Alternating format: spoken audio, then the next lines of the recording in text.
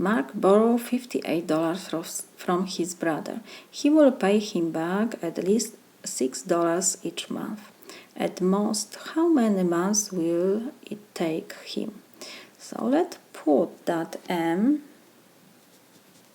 will be the number of months.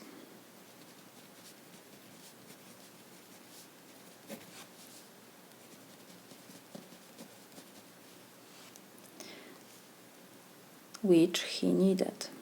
We have to write inequality. He has to return $58 because he borrowed $58 and every month he will return $6.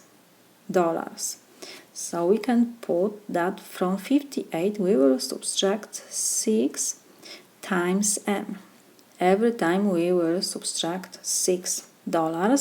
M is number of months. So this is greater than or equals 0. So now we have to solve this inequality. I will move 58 to the right side, so it will be negative 6m is greater than or equals negative 58. Now we will divide both sides by negative 6. Negative 6 and negative 6 will reduce and we have m. Because we have inequality when we divide by negative number, we have to change the sign of our inequality, so we have less than or equals and we have 58 over 6. Negative and negative give me positive, so this is 9 and 4 over 6. So m is less than or equals 9 and 2 over 3. We can reduce 4 and 6.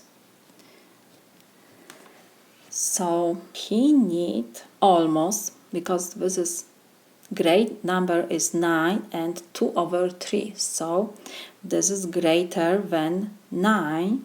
It means that he needs 10 months because we have to round this month to whole number. So our answer will be that he needs at most m is equal 10 months